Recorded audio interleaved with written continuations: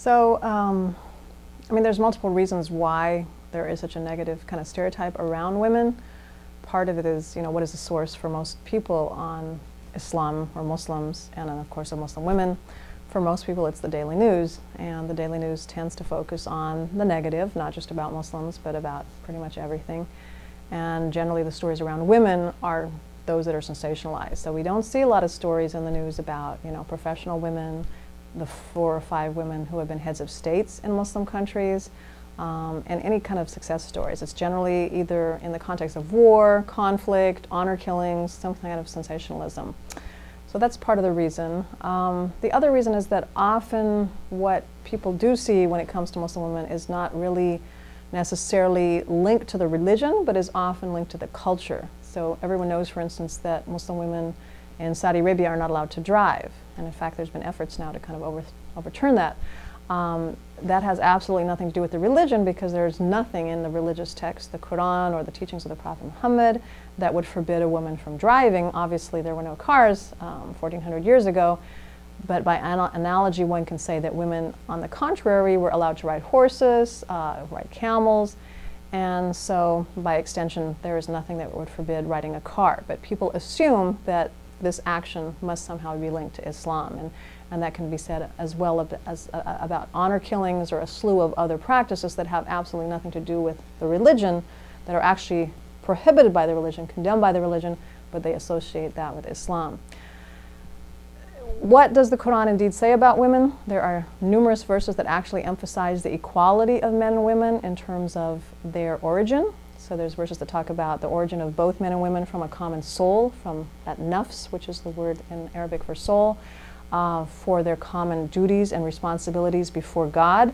There's actually a verse in the Quran in chapter 35 that goes through 11 characteristics and duties of both men and women twice, where it gives both the feminine and the masculine for each of those duties to emphasize the exact equality of men and women in that area.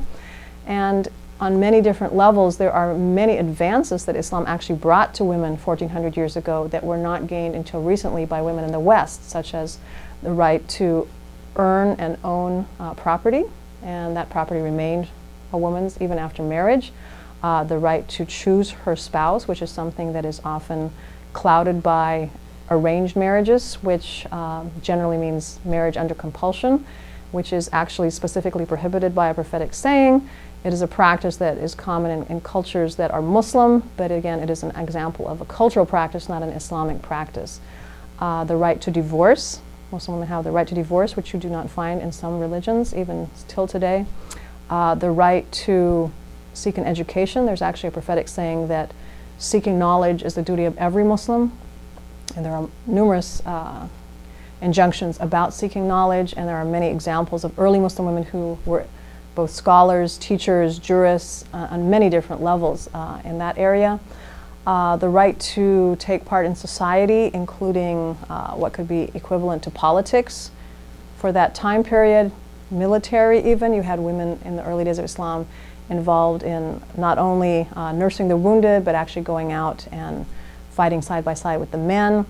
So you do find all of these examples in both the Quran as well as in the Hadith, which is the prophetic sayings, as well as kind of the examples of the early Muslim women, which unfortunately, as time kind of passed, women in many societies tend to be marginalized by just the natural tendency of men who are interpreting a lot of these traditions, interpreting the texts, and increasingly women were no longer part of that kind of that effort, like many other societies. But what you have today, I think, is a mixed bag, where you do have some cultures that unfortunately are still looking at women through that lens, and other societies that have now kind of brought together both the Western belief that men and women can go out and pursue careers, can go out and get education, combined with these similar teachings in Islam.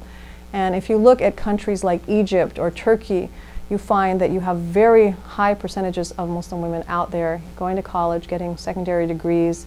In some cases, you have more women than men in traditionally male fields like medicine and engineering. And as I mentioned, you have also had heads of state in 4 Muslim countries, actually more than 4, but the major Muslim countries include Pakistan, Bangladesh, Indonesia, and Turkey. And you've also had in some smaller countries Muslim heads of states. And that is something that is not generally emphasized. And more recently, with the Arab Spring, you've had women at the forefront of some of these movements. In Egypt, Asma Mahfouz, it was very much as a response to her video blog, where she called on all Egyptians to go down and demonstrate on January 25th.